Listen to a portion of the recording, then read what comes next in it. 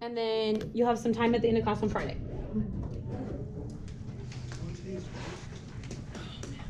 I am so tired of school. We're getting so close.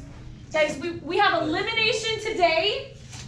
We're going to finish up elimination on Friday, and then we have one more topic next week, and we're done with all the info. Yeah, but then we got 3 more years. I know. Like, we only get a couple months, and then we're back. It is true. I've been in school for my entire life. Well, that was your choice. Kind of. The first 12 years it wasn't. Well, okay, but then you chose to be a teacher. I don't know, maybe more than 12. I guess I don't know if college is. You liked school that much that you chose to be a teacher? Yeah. I do well at school and like academically studying, passing a test, stuff like that I do well on. Sometimes the things that require a little bit more of like common sense don't tend to be my strength. I don't know. Okay, so last way that we're going to talk about solving systems is going to be elimination. Okay, elimination is my students' favorite way to solve systems. Okay, this tends to be what my students are the best at. It tends to be what they prefer.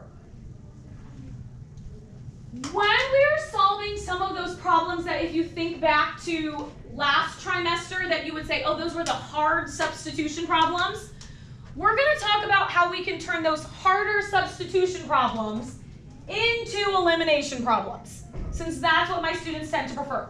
Want to shake that out? Okay, so when we're solving something with elimination, our goal is to do exactly what it sounds like. Our goal is to eliminate a variable, or we want to make one of those letters go away. So when we're looking at elimination, we want to see something that has a sort of nice, neat, stacked look to it. Okay, which means when we look at the problem, we'll see two things in the same format.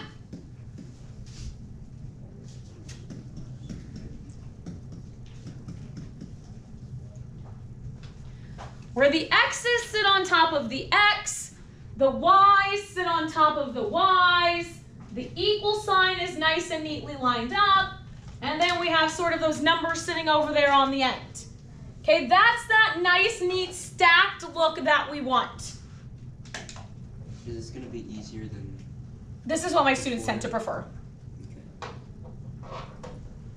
Okay, when we are solving by elimination, we want two things to happen. Okay, the two things that we need to make happen, okay, in our step one, the two things that we need to make happen is we need to find a letter with the same number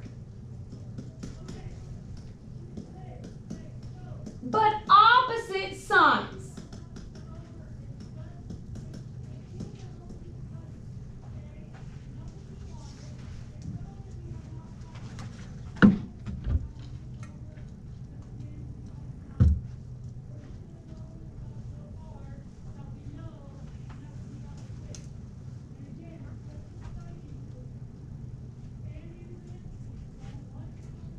Okay, so we're looking for a letter. We're looking at the letter, and we want it to have the same number, but the opposite signs.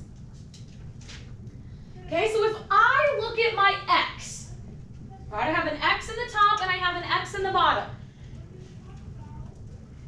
If we look in front of these x's, do we see the same number sitting in front of them? No, right? Do we agree? So x isn't the one we want. So now we're going to look at the y's. Do we see the same number sitting in front of the y? Are we alive? Yes. We see the same number sitting in front of the y. Is it? Yes. Okay, so if we look on that top y, we see a 3 sitting in front of it. If we look on the bottom y, we see a -3 sitting in front of it. Okay, so both of them are 3's. One is positive, one is negative. Okay, that's what we need to happen. We need this situation right here.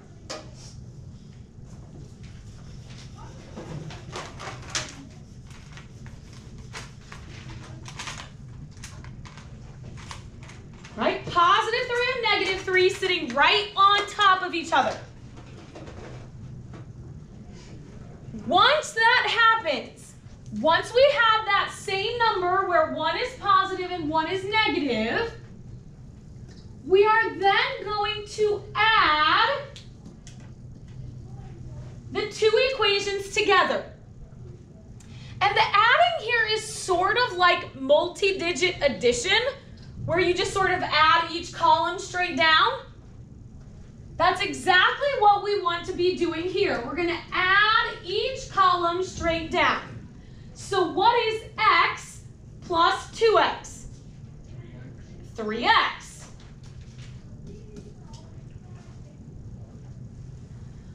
What is a positive 3y plus a negative 3y? 0. 0. And that's exactly what we need to happen. We eliminated a letter. We eliminated a variable.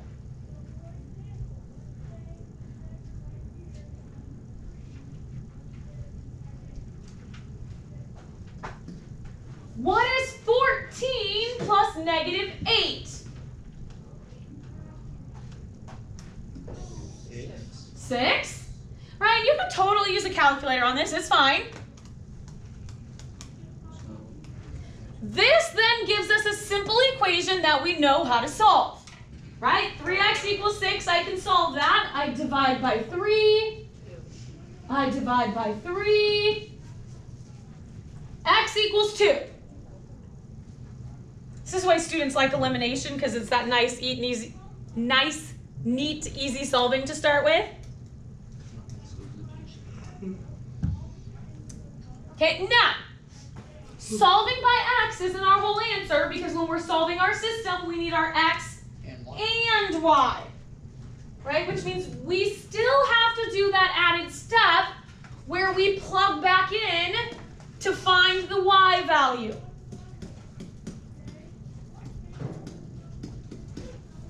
And this is where you have to be really careful. Okay, because it doesn't matter which equation you plug in to start with. It just matters that you plug into the correct variable. So because we solved for x, that means we need to plug in for x. Okay, you can plug into either one of these original equations. One of them is going to be easier than the other. Which one do we think is going to be easier? Right? This top one. Why? Well, we don't have to deal with negatives and we don't have a number out here in front. But guys, here's the deal. Even if you pick wrong, it's still only a two-step equation to solve. It is never more than a basic two-step equation. There's no getting variables together. There's no distributing. There's no combining like terms. It's a straightforward two-step equation. Okay, so if I take this 2 and I plug it in for x up here. So this now says 2 plus 3y equals 14. Right? So in a two-step equation, we always undo addition and subtraction first.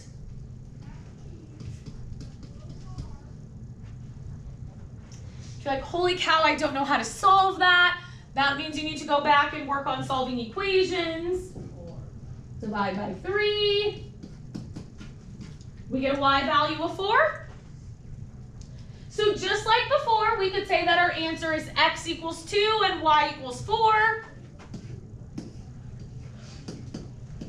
Or we could just say 2 comma 4. Okay. Put another one.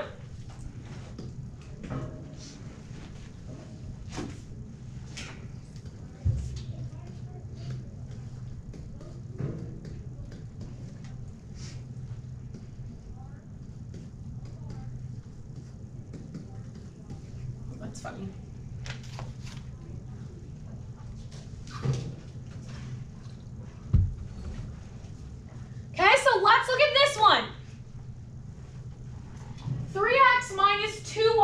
equals -2.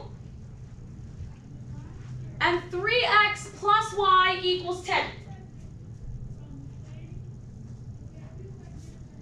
Okay, so if we look at this one, our first objective is to find where we see a letter with a matching number in front. So which letter up here has a matching number in front? Right, the X's. So this is where we want to focus our attention. Okay, so we're looking right here. So now the other piece that we need to be true is we need for them to have the opposite sign. Do these have opposite signs? No. Right, they're the same sign. Say what, George? Can you multiply it? So we have a couple options. Okay? One of the options is that we could multiply by -1. That's how we consistently teach how to do this. But please understand that multiplying by -1 is the same thing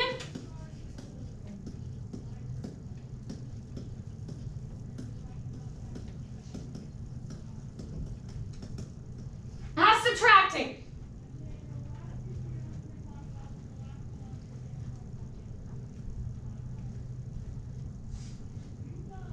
Okay, the reason why we say to multiply by -1 is because our students make too many math errors trying to follow a subtraction sign all the way through. So guys, don't overthink this. This is how you multiply by -1. You just take the opposite sign of everything. So if this was a positive 3x, make it a -3x. You don't even need to rewrite a row. If this is a positive y, make it a -y. If this is a positive 10, this is a -10, because what we are really doing is subtracting in all 3 locations. So I'm filling in a subtraction sign, and a subtraction sign, so that I remember to subtract in all 3 places. Does that make sense? So I mean, yes, I'm multiplying by -1, but what I'm really doing is just writing that subtraction sign in all 3 places so that I don't forget that it was there. Okay? If you write that subtraction sign in all 3 places, then all you have to do is think about this as combining like terms. Okay, and what is 3x plus -3x?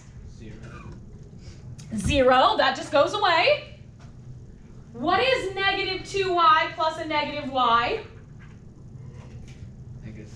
-3y. And guys, you could pick up your calculator and type in -2 plus -1. Or you might read this as -2 minus 1. Either way, you're going to get the same answer. Okay, then over here on the end, -2 minus 10 gives us 1.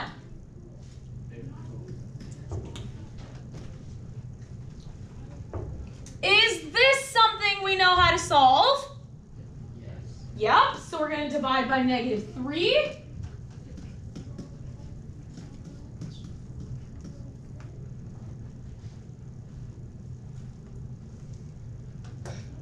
Are we done yet?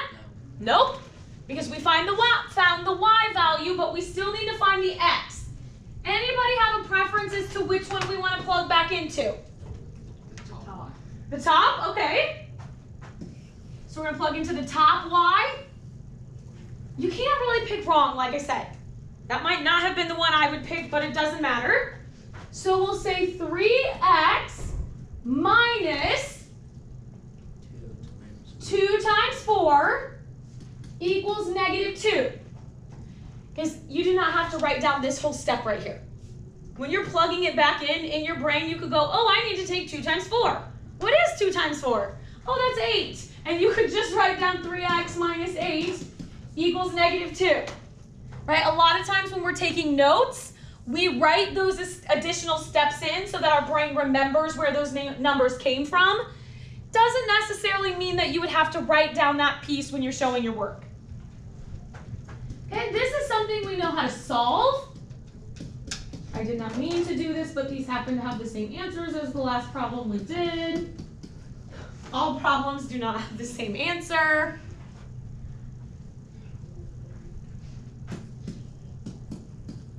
And we get an answer of 2, 4.